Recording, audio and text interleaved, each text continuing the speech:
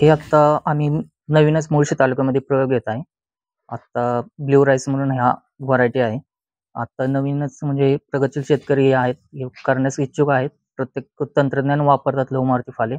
त्यामुळे आम्ही यांची निवड केलेली आहे शेतकऱ्यांची. आणि हे बियाणं हे इंडोनेशियाचं बियाणं आहे. हे प्रथम अकोला तालुक्यामध्ये आलं होतं. अकोला तालुक्यातनं आपण इकडे आणलेलं आहे. आपण साधारण बीजोत्पादन करण्याचा हा प्रयोग होता आमचा. बीजोत्पादनासाठी आम्ही हे बियाणे इथं आणलेलं आहे. आणि जास्तीत जास्त बियाणे वाढवण्यासाठी आम्ही त्याचा वापर करणार आहे आता. साधारण ह्याच्यामध्ये डायबिटीजसाठी हा एकदम चांगला आहे. ह्याच्यामध्ये मॅंगनीज चांगल्या प्रकारे आहे. शर्कराचं प्रमाण कमी आहे. त्यामुळं आरोग्यदायक चांगला आहे हा. आयुर्वेदासाठी चांगला आहे.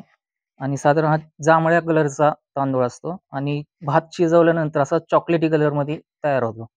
आणि खाण्याला हा रेग्युलर तांदूळासारखा म्हणजे आपले जो इंद्रायणी आहे, सेम त्याच पद्धतीचाच आहे खाण्यासाठी. पण आमचा मुळशी तालुका आणि इकडलं कोळवण खोरं पर्यटनाच्या दृष्टीने पर्यटक खूप मोठ्या संख्येने इकडं ये जा करत असतात.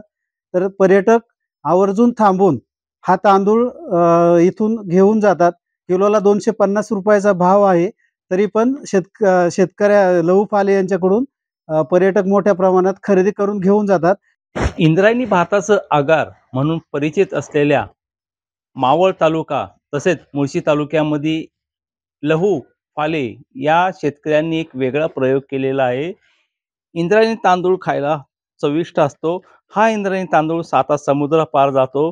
मात्र आता हे जे लहू फाले कुटुंबियांनी निळ्या इंद्रायणी तांदूळाची निर्मिती केलेली, त्यांनी त्यांच्या 10 गुंठ्याच्या शेतामध्ये हा निळा तांदूळ पिकवलेला आहे. या तांदूळाला मोठ्या प्रमाणावर मागणी आहे. महाराष्ट्रामध्ये अकोला येथे हे पीक येतं. त्यानंतर मुळशी तालुक्यामध्ये त्यांनी हा पहिल्यांदाच प्रयोग केलेला आहे. त्यामुळं या तांदूळाला इतकी मागणी आहे की या मुळशी तालुक्यात येणारे प्रत्येक पर्यटक ह्या तांदूळाला मागणी करत आहेत. कारण की हा जो तांदूळ आहे नॉर्मल तांदूळापेक्षा जास्त म्हणजे 250 रुपये किलो या दराने मिळत असतो. परंतु हा जो तांदूळ आहे हा तांदूळ अत्यंत गुणकारी आणि औषधी आहे.